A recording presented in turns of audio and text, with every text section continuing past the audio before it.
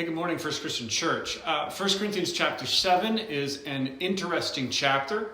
It begins with a rather practical question that the Corinthians had asked of Paul.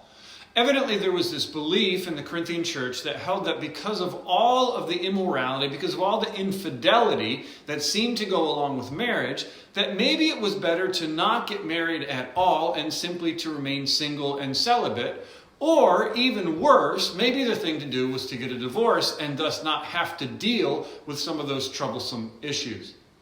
Aside from creating a false sense of piety, this statement was based on rather poor logic.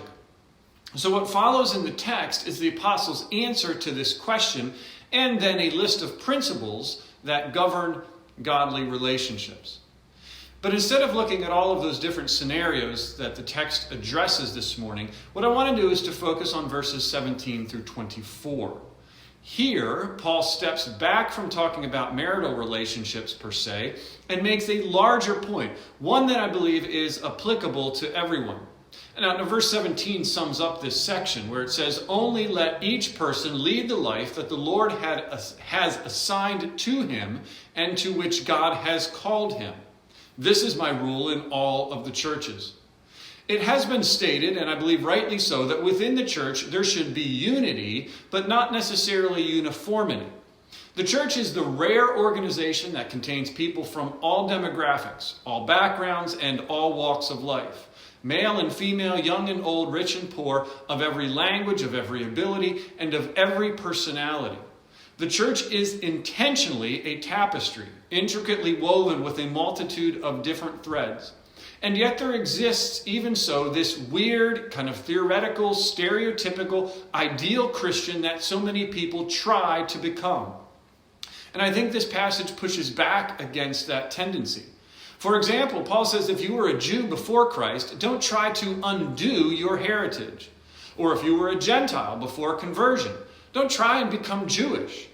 If you were married or if you were single before your salvation, don't change your relational status just because of Jesus. Don't change your profession unless it's inherently immoral, or your citizenship or your family history because of your salvation. Don't do any of those things in an attempt to be more holy or to align yourself with some kind of airbrushed Christian stereotype. Holiness is not dependent upon vocation, nationality, or marital status. For in Christ, we have a renewed relationship with God. We have a better bridegroom. We have a more valuable citizenship. We have eternal purpose. And these truths transcend any particular image or persona. That's why Paul says here that we're to lead the life that God has called us to remain, if possible, within our culture and within our circumstances, and therein seek to glorify God. Don't go and make wholesale cultural or societal changes just for the sake of appearing to be more holy. Now look, this is not to say, of course, that conversion doesn't change us. It does. And following Jesus will definitely change the way that we live our lives. We must live in such a way that renounces sin and sinful lifestyles. But so many times I think we get stuck focusing on window dressing and miss the larger point.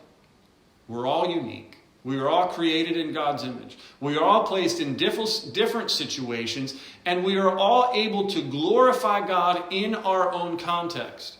So let's do that. Let's be content with what God has given us.